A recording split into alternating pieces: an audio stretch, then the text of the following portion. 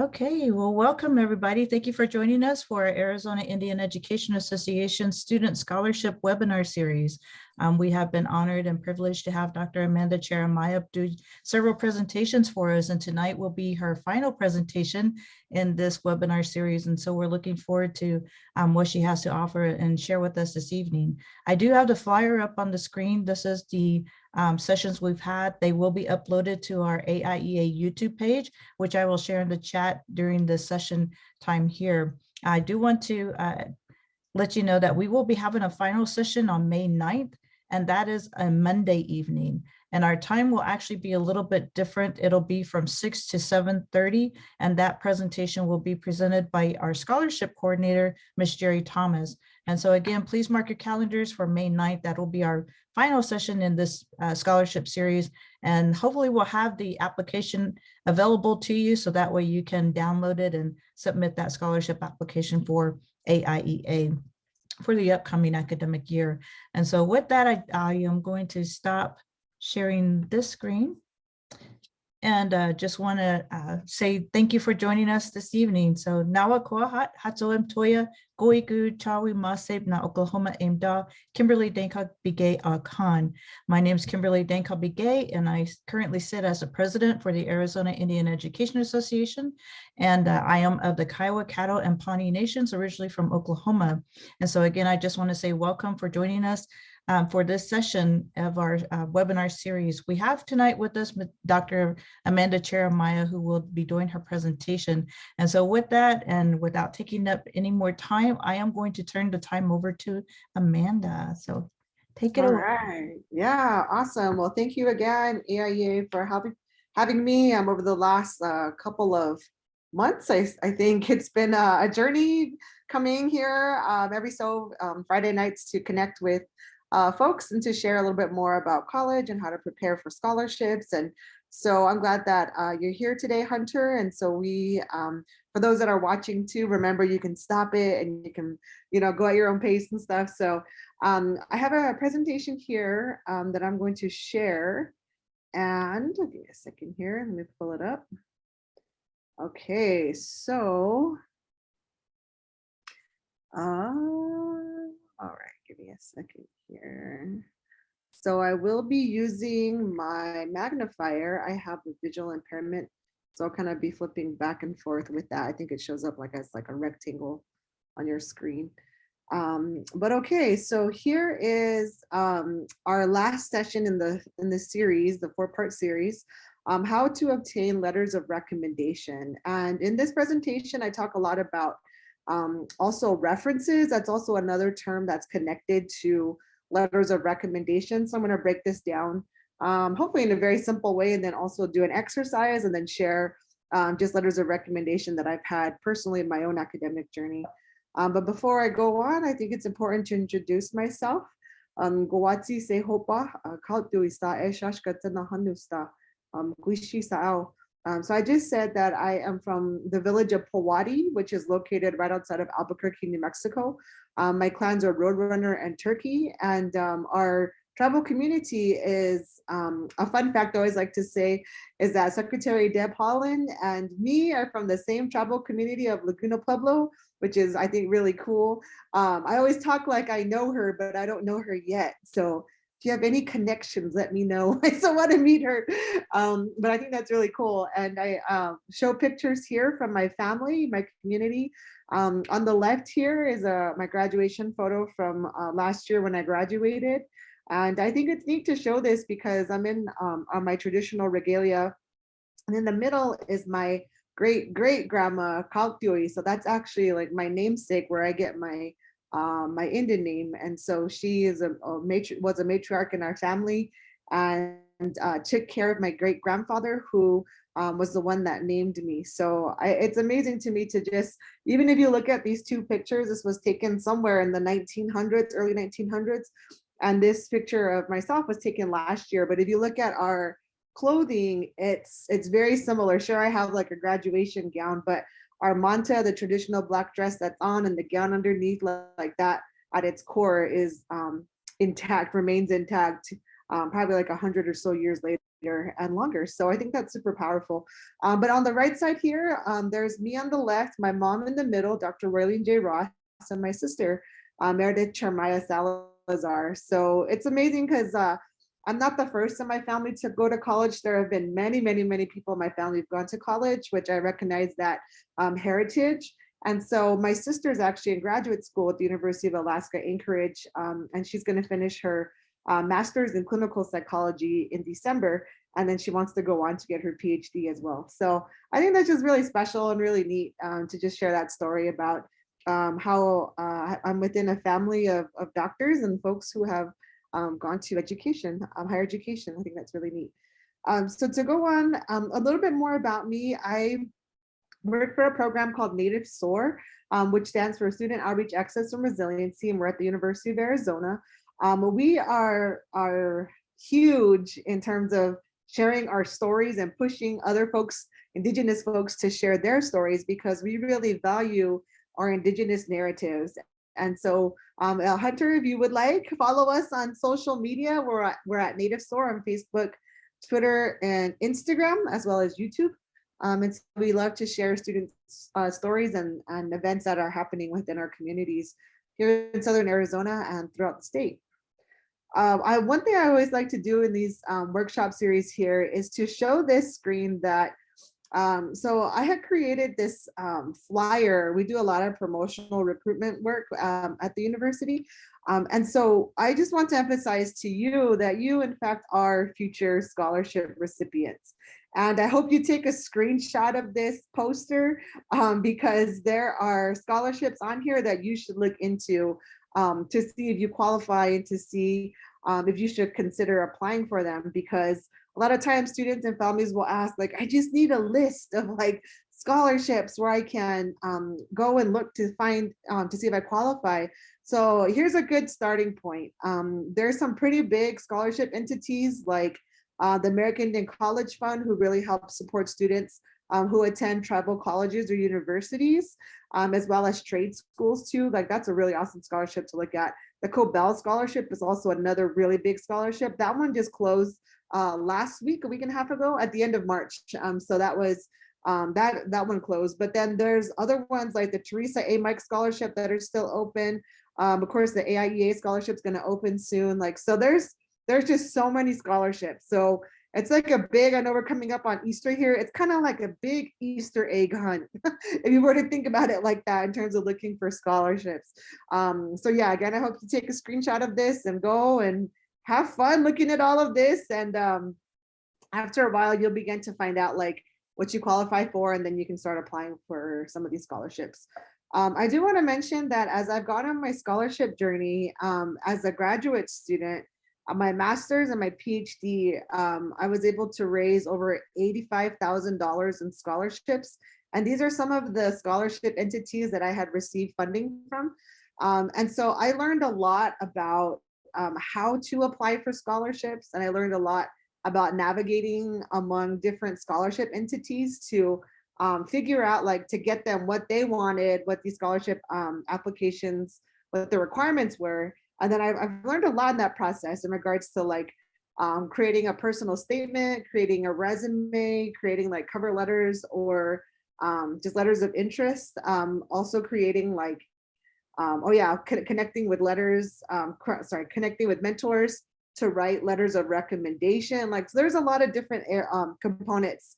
Learned how to get transcripts, like that's also another part too. So there's a lot involved in scholarships, and each scholarship honestly is very different. Like if you think about like the desert, okay, think about like the saguaro cactus, which are like so beautiful. I love those tall saguaro cactus.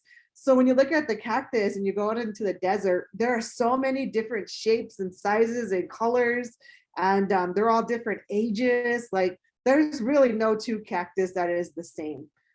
So think about scholarships like that way. Like there is no two scholarships are the same because each scholarship entity will ask for something different, and they'll go about connecting with their students in different ways, like on social media, or sometimes if you get the scholarship, they'll send care packages, which is really cool.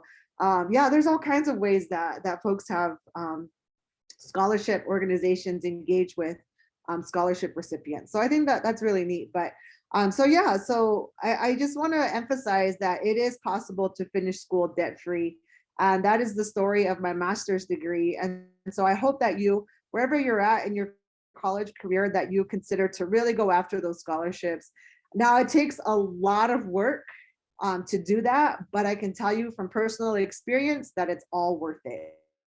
And so just imagine yourself as future scholarship recipients, but not only imagine, but we're going to talk today about more about how to help you on your journey and show you some of the mechanisms and some of kind of the how-tos of go about that in regards to asking for letters of recommendation. And so as we dive into this topic, I want to just emphasize that you have so many talents and that you have a rich heritage, that you are smart and you are intelligent and that you are ready. Like that, I hope that you hear these words and believe them, because I know that there were times that I didn't believe that about my own life, but it was mentors and other folks that I connected with that spoke these loving words over my life that really encouraged me. So I hope that encourages you and know that you can do this. At the bottom line, like I hope that you know that you can do this in terms of applying for scholarships and getting money to pay for school. Okay, so jumping into this here, this first question. So what are references? So this is in context with letters of recommendation, but I want to ask you, so Hunter, if you would participate because you're the only one here. What are references in regards to the context of scholarships or jobs? Like, what would you say a reference is? Hunter, you can put it in the chat or you can unmute yourself. If you could let me know what you think, that'd be great. Any idea, Hunter?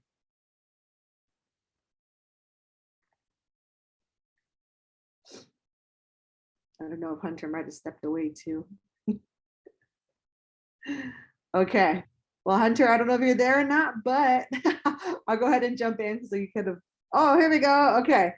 All right. So Hunter said teacher and coach references. Okay, perfect.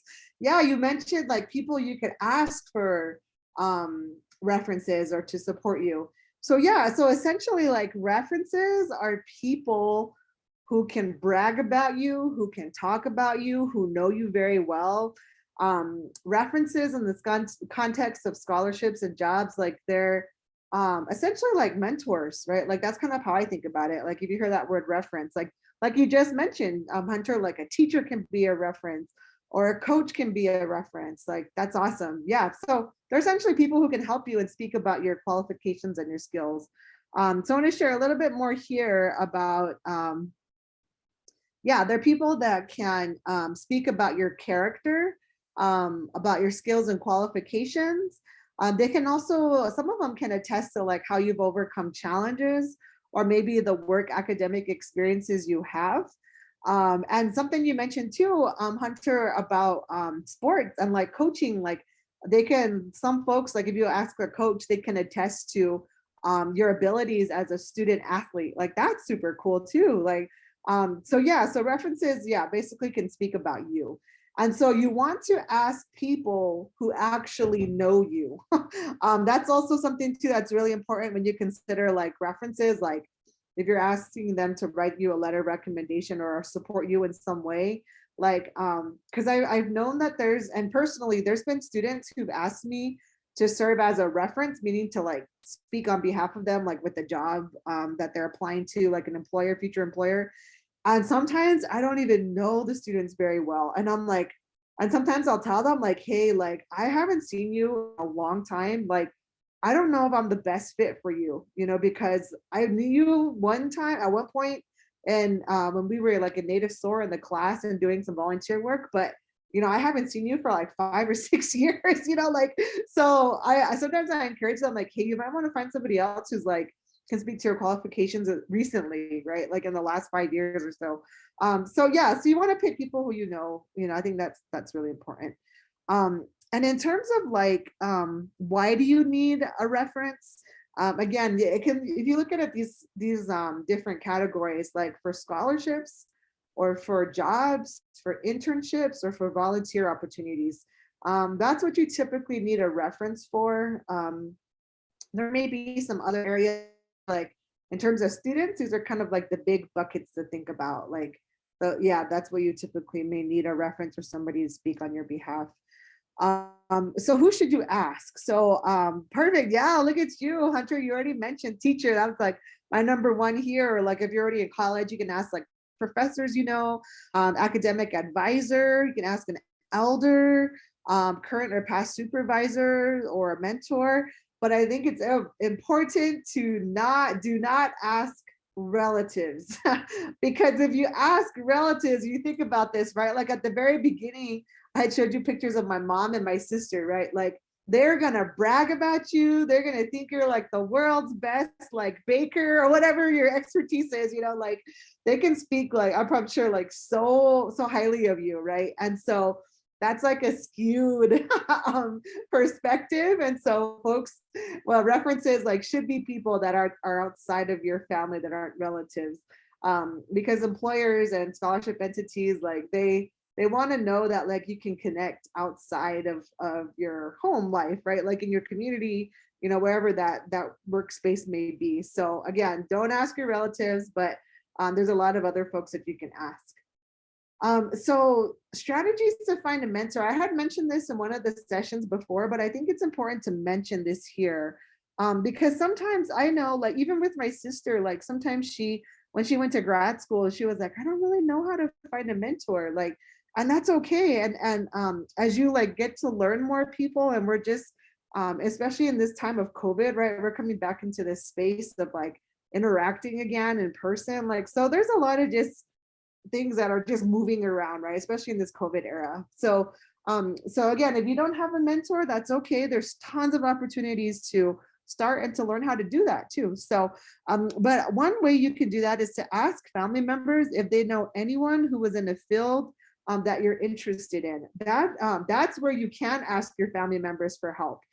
Because I know that personally, like my family, like I know my mom knows a ton of people in certain fields. And I know that like my auntie's connected and my uncle's like, yeah, there's like a lot of people that are connected, or my cousins, right? Like they're younger than me, and I do a lot of work with like college students. So sometimes I'll ask them like, hey, like, what do you think about this? Or do you know somebody, so that's a really great way to start. So do use your family members in terms of as a resource to connect, to find people who could potentially mentor you.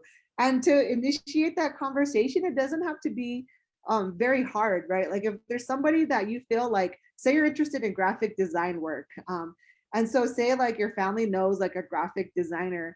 So maybe you just email this person and say like, hey, like, my name's Amanda. I'm a senior in high school. I'm really interested in graphic design work, and I know that you're in graphic design.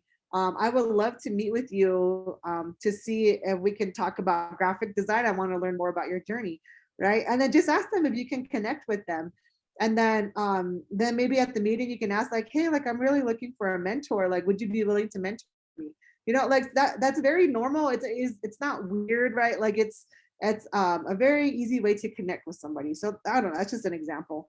You can ask an academic advisor or a counselor for suggestions as well. Like folks at schools know a lot of people. Like that's how I met a lot of mentors, honestly, is people who know people who referred me to those people. Like that's how I got connected with a lot of people. So yeah, ask like people it could again like be your teacher or your family for suggestions. You can ask an elder, teacher and advisor if you volunteer with them. So some of you may volunteer. Like there was one student earlier in these sessions, like she did a lot of COVID work, COVID relief work for tribal communities. And that I thought that was such a powerful example. She was a high school student. And so like if you volunteer on a team, like you can ask like the supervisor, or ask like the community organizer, like who do they know, or ask them if they want to, if you can connect with them to learn more about their field of expertise or whatever. So yeah, so and then another way too is like you can mentorship programs like Hoop of Learning up over there in the Valley, and then Native SOAR like here at the University of Arizona, or even connecting with local school districts to find out what maybe some of those mentorship opportunities are. So there's definitely a lot of Indigenous focused programs that can help connect you with folks who want to mentor and give back. So that's another way too. And in terms of references, in terms of, again, I just want to emphasize, like, it really, they're people who can brag about you. And it comes in the form of sometimes like a phone call, like where the employer or the, I usually see this when you're applying for a job. I haven't seen this honestly with scholarships, but like sometimes you ask like, hey, can you be my reference for this job? So sometimes that comes in the form of like a phone call. Like when I've been a reference for students for internships or jobs, sometimes I'll get a phone call and they'll ask me questions like, how do you rank this person on a scale of 1 to 5 in terms of their work ethic, or something like that. So sometimes they'll have like a format that they'll ask me these questions. And then sometimes it might be in the form of actual a mail, like in the mail or an email. Typically, I think it's standard for email. Honestly, like where they'll send you like a Microsoft Word document, and then you fill it out and then you send it back. Like that recently happened. One of my friends was applying for a new job, and I was a letter of reference for her. So she emailed she gave the new school, her new employer, my email because I was one of her references, and the school sent me an email that said like, hey, can you fill out this form because this person put you down as a reference. So yeah, so what I did was I basically talked about her qualifications and talked about like, it was interesting. One of the questions they asked me for that job was like, if this person was to resign in 6 months, what would the reason be? Like, what would you think the reason would be? And in my mind, I'm like, this person would not resign, like, so I just put like extreme medical condition with family. That's what I put. Like, so it's really interesting. Like, again, remember that cactus, like there's so many differences, right? Like in just what questions like people can ask you, like employers can ask you. But in terms of like scholarships though, what I typically have seen is that letters of recommendation are very standard in terms of like, where they ask for somebody like maybe letters of recommendation from 1, 2, or 3 people depending on the scholarship. So that's kind of like the format of a reference. But again, some more strategies to find a mentor. Again, you can join a club or a school club, connect with the advisor, connect with people on LinkedIn. So if you don't have LinkedIn, it's a really powerful web source to connect with folks. But yeah, that's another way to connect with a mentor. So yeah, so this is pretty much like references here, but I think all in all with references, it's important to remember that, again, ask people who you know. It's like so important. But as I looked at this, sorry, as I mentioned here, letters of recommendation, we're gonna dive right into this here, but I just wanna pause for a minute. And so Hunter, do you have any questions about what I just talked about with references?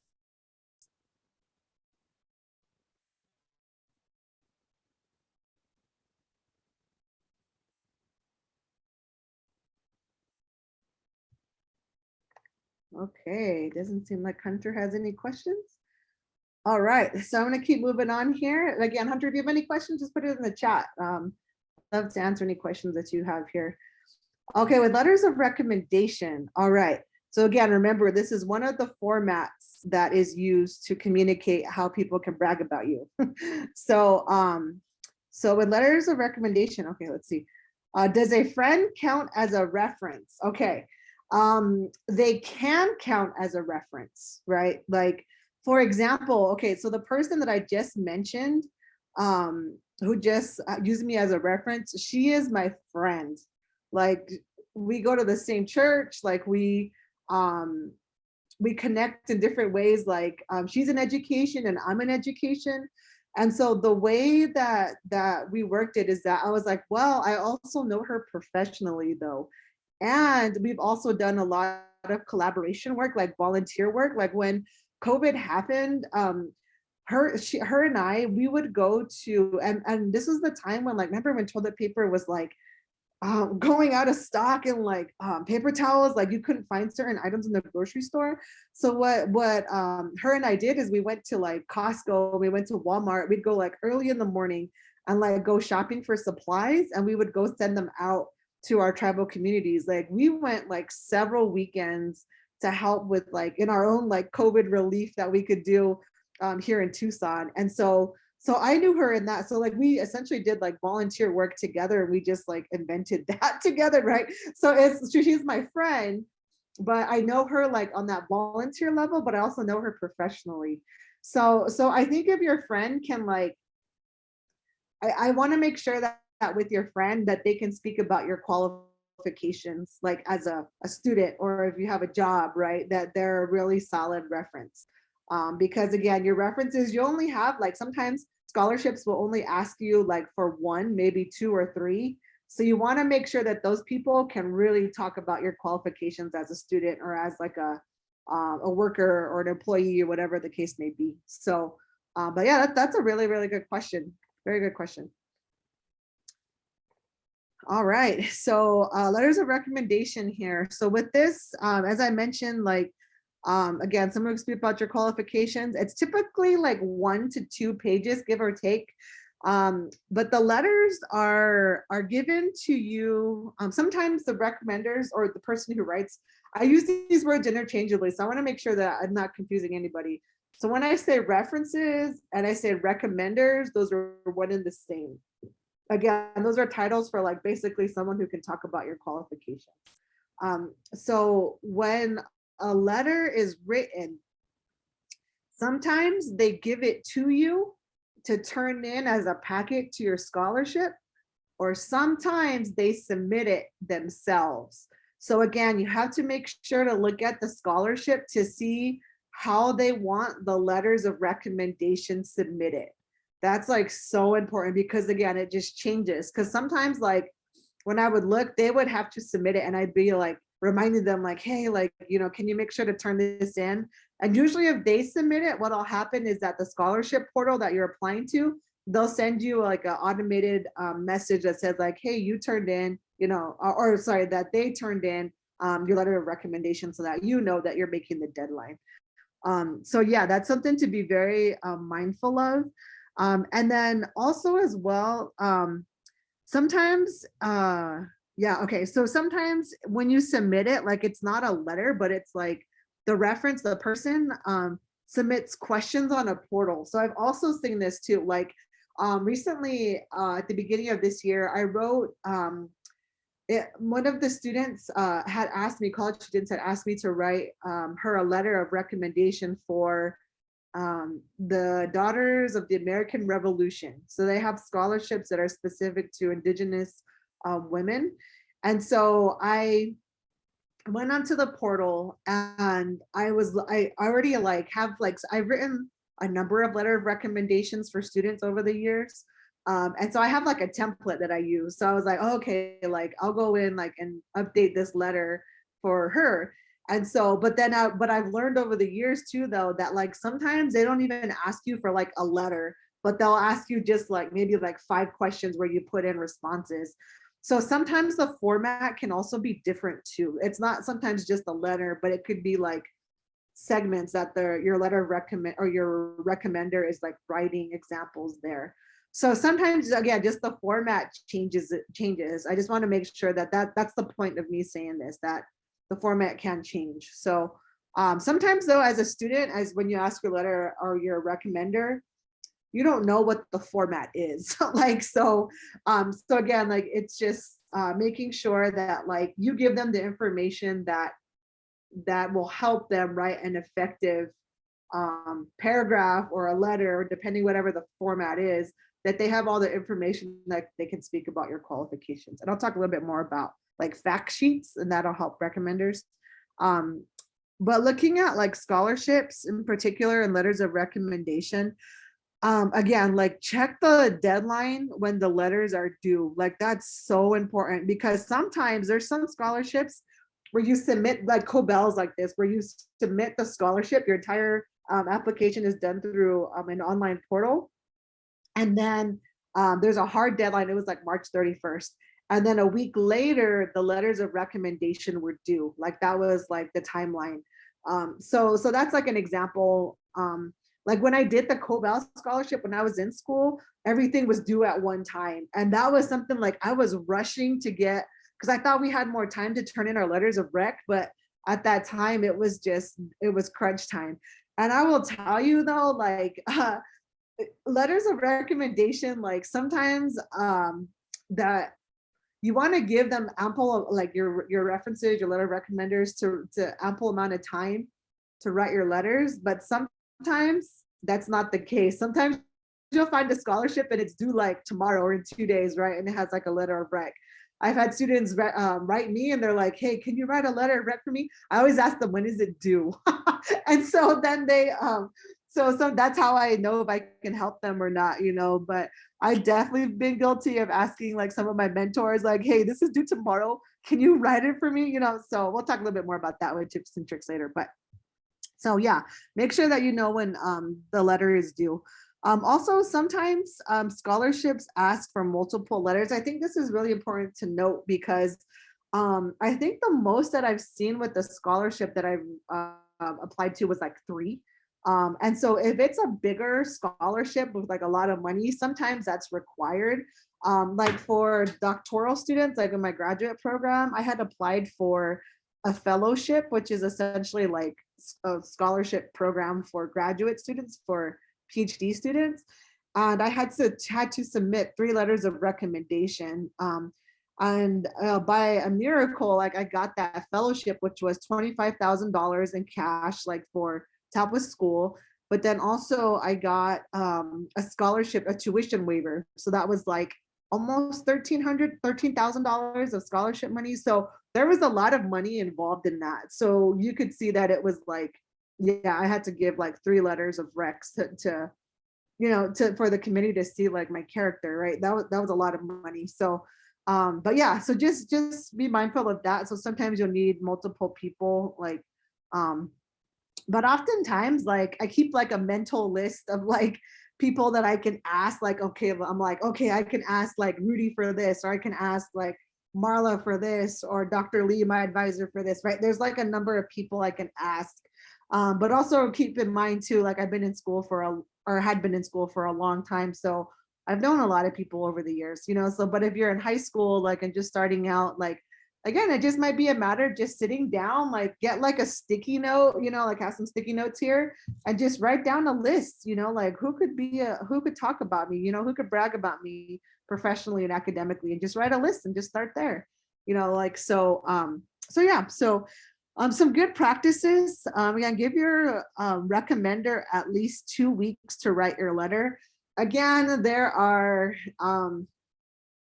you know, there are definitely times where, again, like I just mentioned, like you'll see a scholarship and you need a letter of rec, and you're like, you know, email somebody, and all you can, you know, just ask. You never know, like.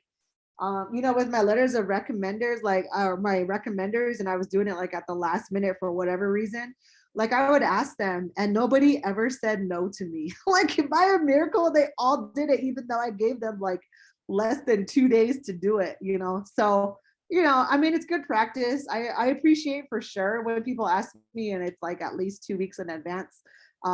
But you know, just ask, you know, and if they say no, then that's okay. Then again, go back to your list on your sticky note, you know, and just keep going and ask. Somebody's bound to say yes, you know. So but yeah, that's just, it's a good practice.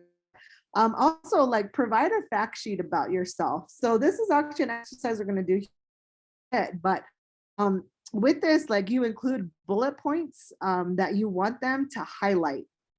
So this is really good. So essentially it's like I've done this before with letters of recommendation. Like I'm like, okay, like Dr. Rhodes, can you write this letter recommendation? And I would like for you to hit on these points if you can.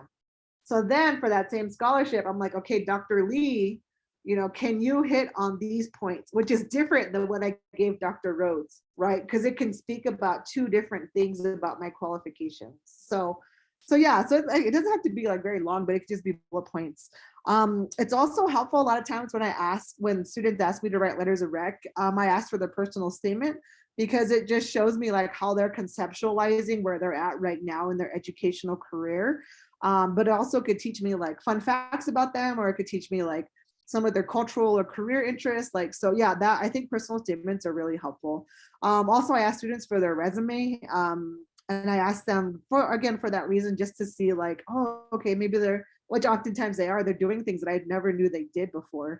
And then also your contact info and also instructions to return the letter.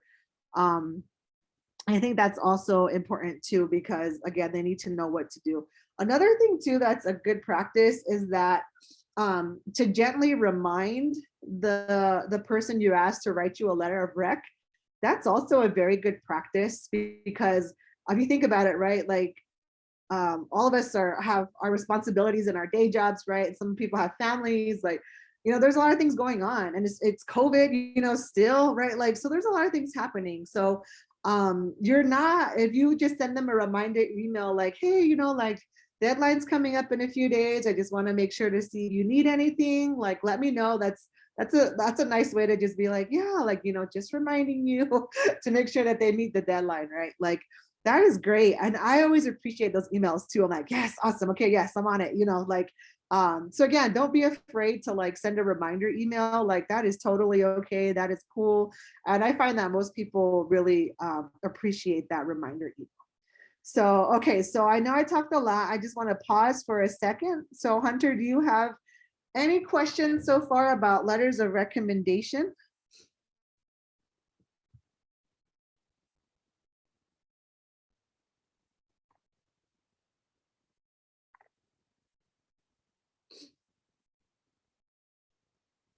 Well, no worries if you don't. I just want to make sure to give this space to you. If you have any questions. Can they include your flaws? Good question. Yes, in terms of including how you have overcame challenges, right? Because everybody has flaws, right? Like I do, like when you think about your academic career, your professional career, like there's always a weakness, right? Like that you have, and that's just because we're all human, right? That is absolutely true. And so a lot of it, though, it's important though how to contextualize it, though, is important. Like how because we don't want somebody to say, right, like, oh, this student is lazy, can't be on time, like doesn't turn things in. Like, no, like, like that's not what we're looking for, right? But if it's like something like this student didn't turn in homework because they had experienced significant amount of trauma in their family during this COVID time, that is a different story, right? Like that would share more about, it's not a flaw, right? I mean, sure, like the student didn't turn in their homework on time, but it's because of what's happening in our world, right? And so that it can share, like it can show the character of the person again, like the person could write like how this one student overcame that trauma in this COVID era. Like maybe it's like the student worked with the teachers to like turn in the assignments, even though it was like a month overdue or something, right? Like that's a different story. Like, again, it's in the terms of like, it's in the context of like showing how you're growing. That's essentially what it is. Like these letters, like that's what it is like, how are you growing as a student? How are you growing professionally, academically, even socially, right? Like that. People just want to know that you're like not sitting at home 24 hours a day playing video games, right? Like you're, like scholarship organizations want to know that like the students that they're investing potentially thousands of dollars in, that it's going to be a good investment, that they're going to persist, or they're going to go through, do the best they can in school, and that they're going to graduate, right? Like that's what a lot of scholarship entities want to know. So yeah, so I think definitely, like, when you acknowledge, your weaknesses, there's power in that, because you not only acknowledge that, but you want to show like how you are working to changing that, or working to develop that area of weakness, right? And that's why this fact sheet, which I'll go like give an example, like that's a great way to do that, right? Like, because sometimes when I've written letters of recommendation, or when I got into a scholarship portal, they'll ask me like, and this is the one where they ask like blocks of questions and not necessarily like a full letter, but like they'll ask me like, what are the weaknesses of the student or something, right?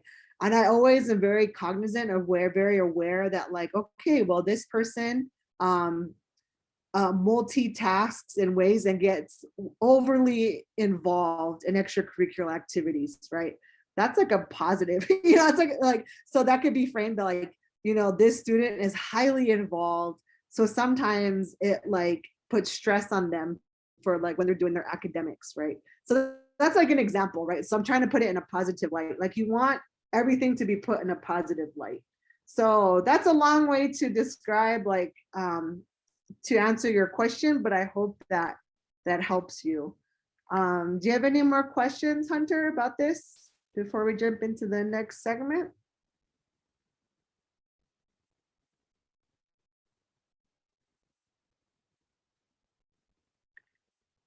Okay, all right. Thanks for asking some of these questions. These are really good questions. Okay, so more, here's some tips and tricks. So when I was applying for scholarships, like again, like you got to figure out an organizational structure that works for you. Because if you're applying for like 5 different scholarships, you need to know like, I just create like a scholarship folder on my computer. And then I have like all those different file names of the different scholarships. So yeah, organization is important, but it's cool because after you apply for so many scholarships, I've learned that having a standard template that you can update with the recommender's permission is really helpful. So say like my academic advisor, I'm sorry, my doctoral advisor, my PhD advisor.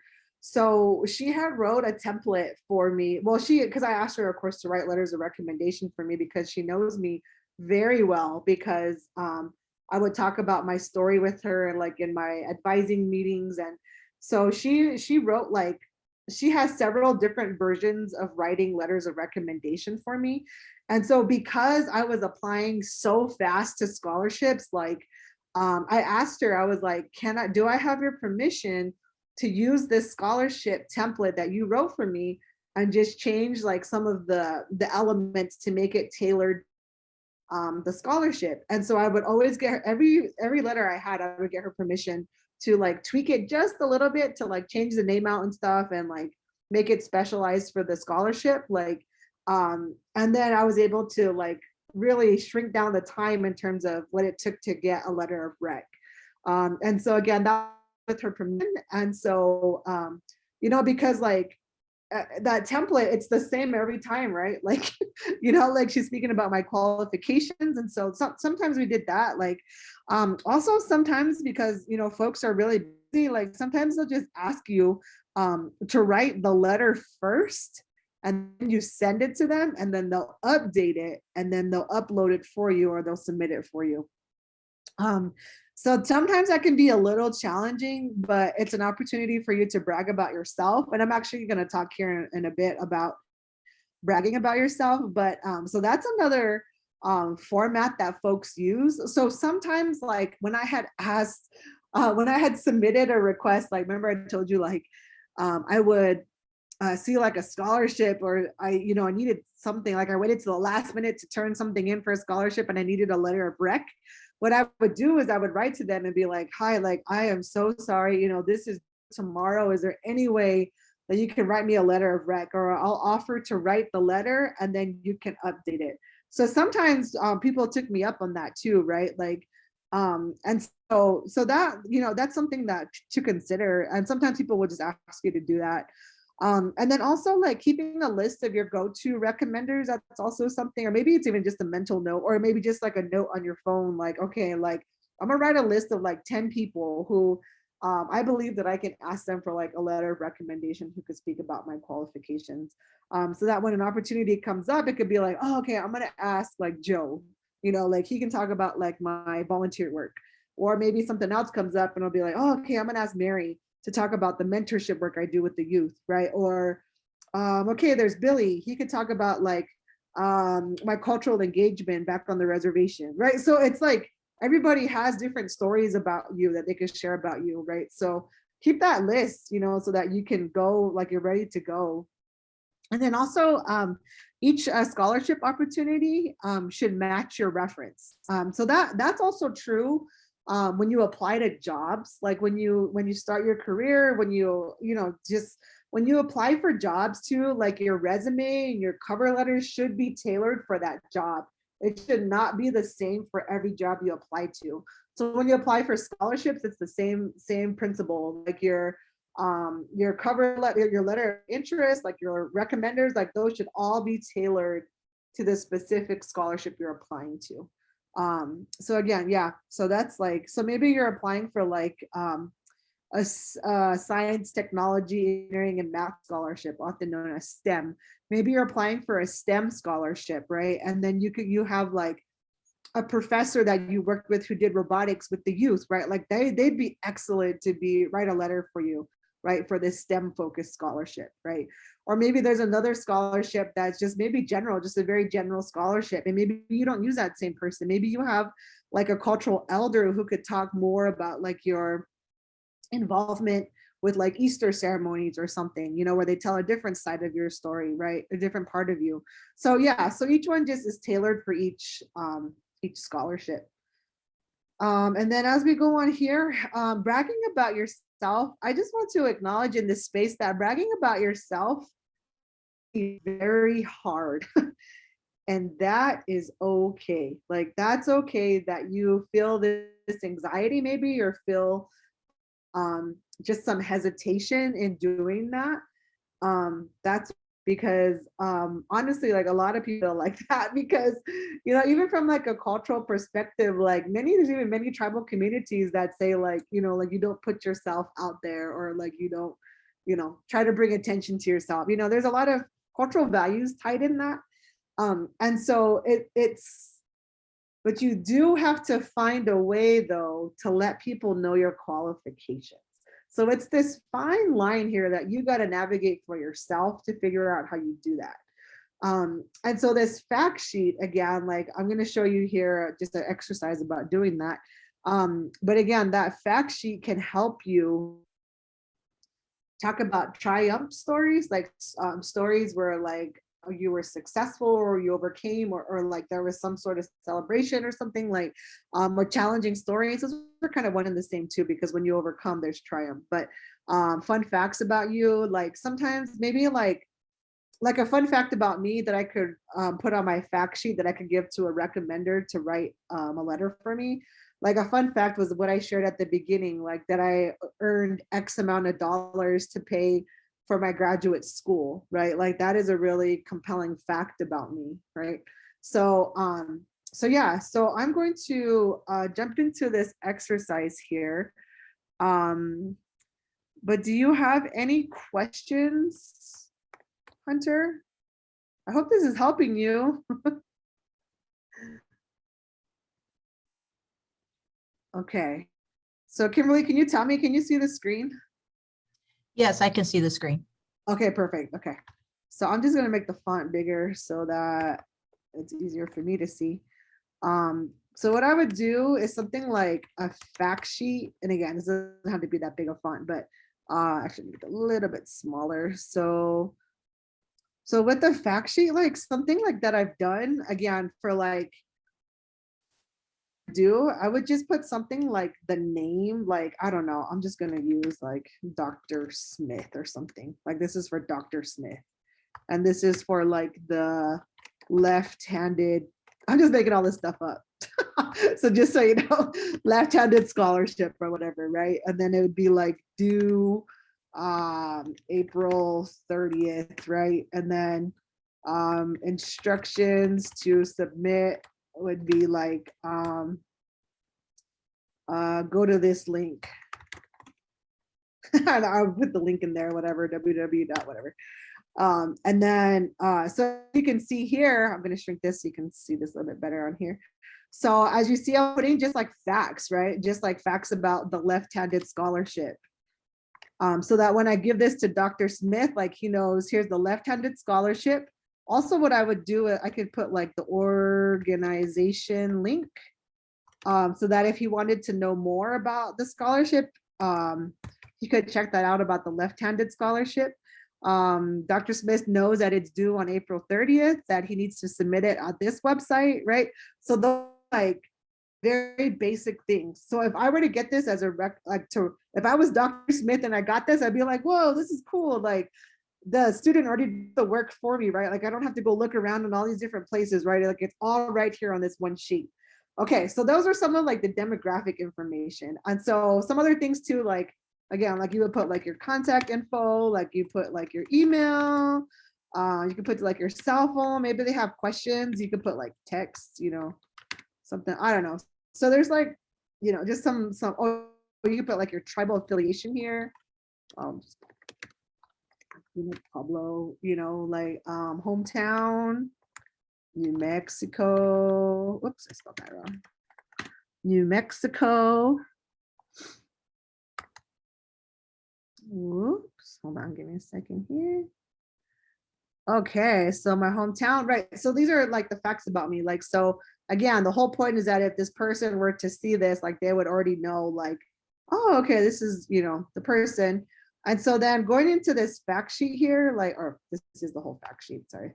But going into like the demographics here, this could be something like significant, oops, spelled that wrong, hold on, significant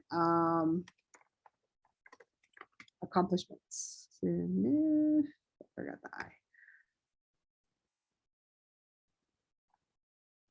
Okay, so with significant accomplishments, so maybe here, like on this list, let me make this smaller here. So maybe this is something where you just like highlight here, significant accomplishments. And then I was talking about the bullet points. Here, again, you're gonna submit your resume, which is great. Again, a resume is a way to like complement like what you're doing.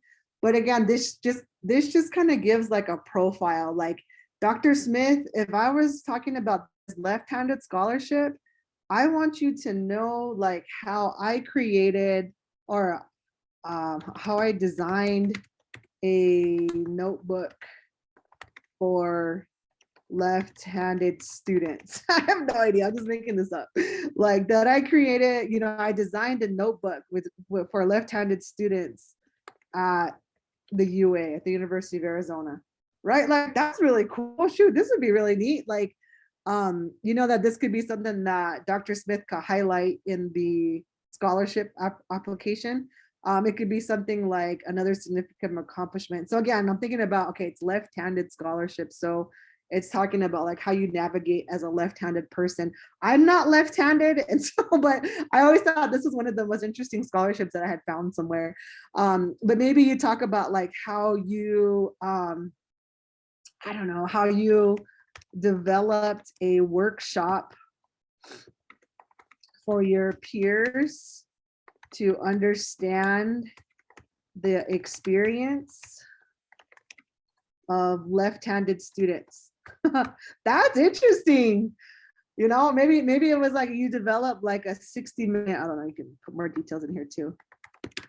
Right? Maybe you developed like a 60-minute workshop that you gave to your peers about understanding the experience of a left-handed person. You know, like that's interesting. If I were to write that, I'd be like, if I were to write this scholarship letter, you're gonna be like, I would just put these bullet points in there, you know, like that Amanda, you know, in her time at the University of Arizona, she developed a notebook and she developed a workshop for folks to understand the experience of left-handed students. Like, you know, I would write that down, right? So that's cool. So I think you get the idea here, like significant accomplishments. So another title could be like, could you share more about, like, I would just put something like highlight. And for Dr. Smith, maybe what I would do is like highlight that, I don't know, maybe like I've been volunteering at tribal COVID relief facility or something. Facility on the reservation in Laguna Pueblo. Okay, so that's like something, maybe I want to have Dr. Smith highlight that, and maybe I want him to highlight that I organized a food drive for, I don't know, for students at UA who are having funding issues or something, right? I don't know. That's like another interesting fact. Like, so if I were to write this if I were to receive something like this from a student, I could be like, oh, wow, like, okay, I'm going to highlight these things. And I'd be like outside of the classroom or like outside or in the community. You know, Amanda is highly involved with her tribal community. For example, she volunteered at her tribal COVID relief facility at Laguna Pueblo. And in addition to that, she organized the food drive for students at the U of A who were having funding issues with their financial aid. So do you kind of see how this is going? Like so a fact sheet, like again, like this, basically anything that you would feel would be important to put on, that you would want your recommender to like know about you, right? So again, like when you look at this fact sheet here, so that was for Dr. Smith. So say like I want to just copy this, right? Maybe this scholarship, this left-handed scholarship requires like, I don't know, 2 letters of rec. So then maybe what I do is copy the same information. And then this one is to Dr. Sorry about that, hold on. Maybe this one is to Dr. Z. Okay, so Dr. Z is here, right? So this is a whole nother person writing a letter of rec for me for the same scholarship. But what I would do though, in this case, is that I would want Dr. Z to focus on other significant accomplishments, stuff that was different than this, and highlight other experiences that I had here, right? So it shows like the goal is to show multiple angles of you. Like that is the whole goal of all of this. And I'm going to make this shorter or smaller so you can kind of see what it looks like.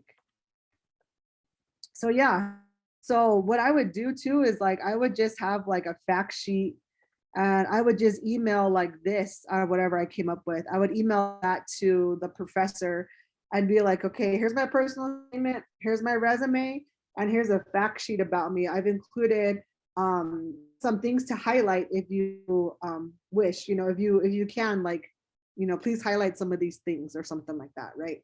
And this one I'd email Dr. Z and be like, okay, you know, here's my other things, right? And then here's a fact sheet, like, please consider highlighting these different components. So I hope that helps you. Like I've done this with different professors that I've had to write letters of recommendation for me. I think it really helps. Honestly, when I'm writing a letter and I would receive something like this, like that would be so awesome because it would make my life easier, right? You want to make it as easy as possible for the person who's writing the letter of rec for you.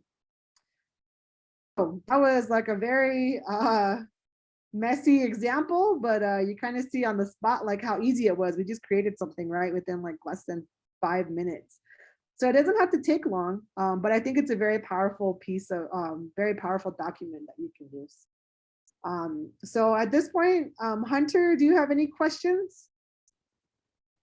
I want to make sure I answer anything that you have. Again, this isn't required, but I think it's just good practice. No, okay. I think it's just good practice, but again, it's just another way for you to figure out how to articulate, you know, help others articulate you on paper. That's basically what it is. So, okay, so I want to show you some actual, I have 2 letters here that I have.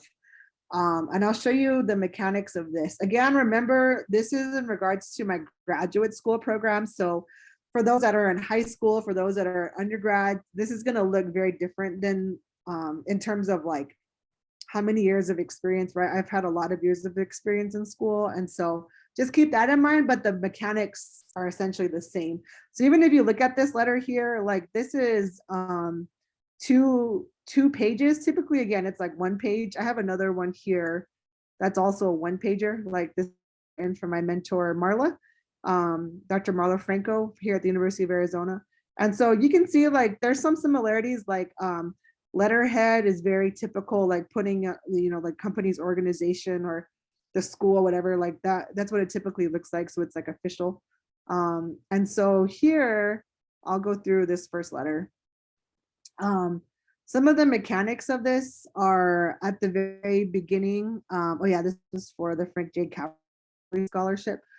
So yeah, the date, and then here, usually in the first paragraph, you talk about like your connection to the recommender will talk about how they know you. And this is what Dr. Lee's done. And like, she's known me through the Native SOAR program. And then these rest of the paragraphs just go into my qualifications as a professional, as a student. She talks about, yeah, like me teaching Native SOAR, talks about my leadership experience. The next paragraph, she talks more about, yeah, more leadership roles with minimal supervision and volunteering.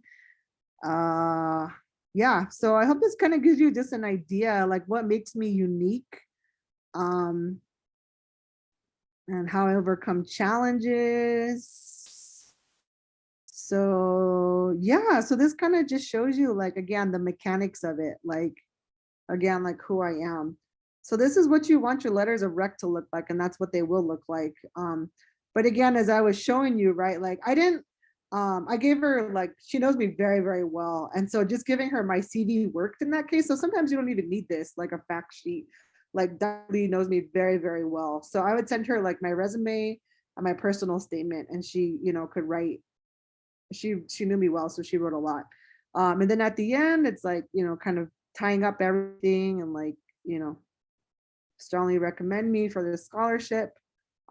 So yeah, so that's essentially like the mechanics of this scholarship. I did get the scholarship too.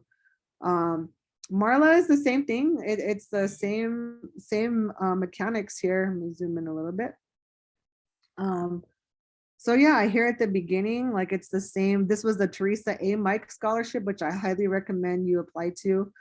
That's a really, really awesome scholarship. But we talk about like how we know each other. Again, talks about my commitment to education, to my education. Again, talked about Native SOAR, but from a different perspective, working with the local and local middle school and high school. Dr. Lee, in her letter, I just kind of skimmed through it, but she talks a lot about my research too, like what I'm interested in my research. So Dr. Lee took a different angle, which was cool. They both talk about Native SOAR, which is a big part of my journey, but they went different angles, which is, so that's what you want, right? You want different letters. You don't want them to all be the same. You want them to talk about different qualifications about you. But yeah, so here we talked about like, oh yeah, like here's like a fun fact, or I don't know, it's like fun, but it's a fact. During COVID, what I did was I had gotten a grant where I had like, no, this was before COVID, where I got 15 tablets. And so I bought 15 tablets to do like photography work, video work. And during COVID, I saw that a lot of our young Native people didn't have a lot of access to technology.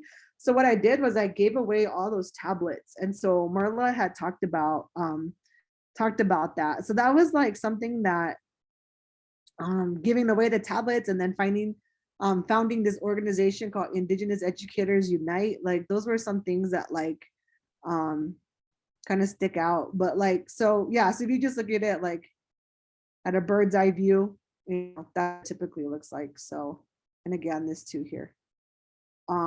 So yeah, so that's kind of like, again, the mechanisms of a letter. Sorry, let me find the, where did my PowerPoint go? Of letter of reference, again, letters of recommendation. But, like that is pretty much what I have for today. And again, just like, if you want to connect with me, please do so. But overall, like letters of rec and connecting with people, like, again, to sum it up, you connect with people who know you, who's not your family, who can talk about your qualifications, who can brag about you on paper. You want to make sure you get it in on time, and that you apply accordingly to each scholarship, and that your letters of recommender, or your recommenders, that they have all the information they need to write a very strong letter about you. Because those letters, scholarship committees look at those letters oftentimes, they want to see your character. Again, they want to know that you're engaged, you're involved, you're doing things in your community. So any questions at this point? Hunter, do you have any questions? Check the chat.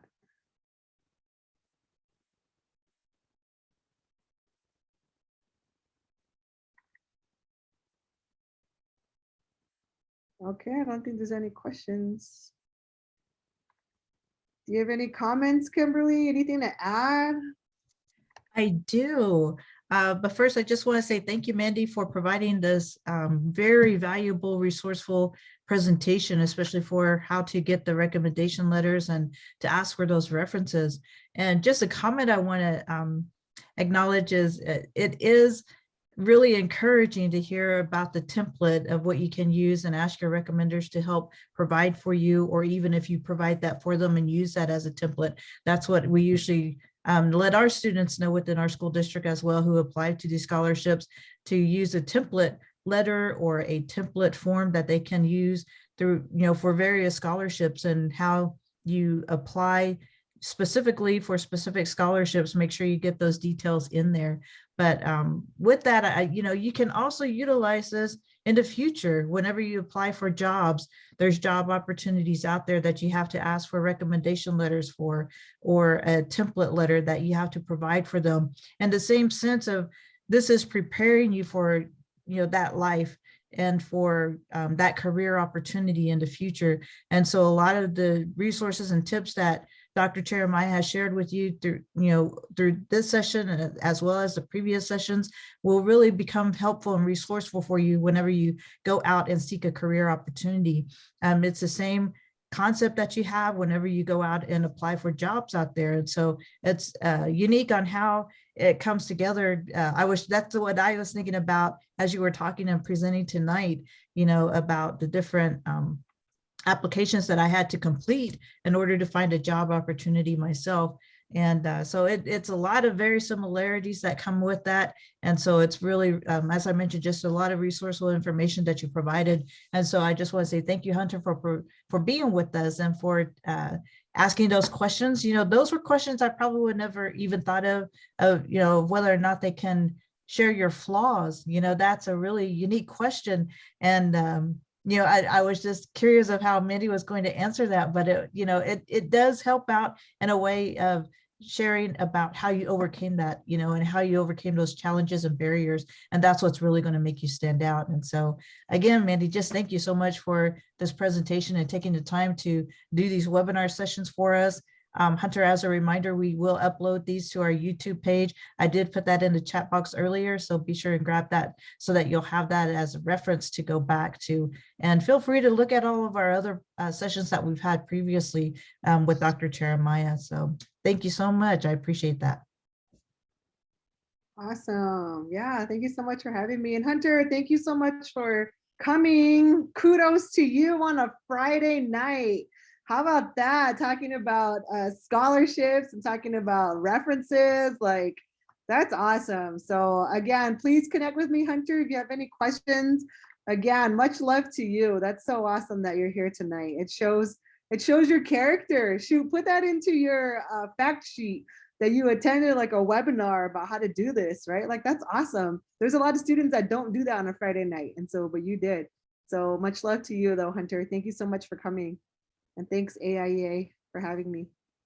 Absolutely. And just keep moving forward. If you have any questions, Hunter, Mandy shared her contact information. Feel free to also reach out to AIEA for any questions you may have. We will definitely forward any questions to Mandy.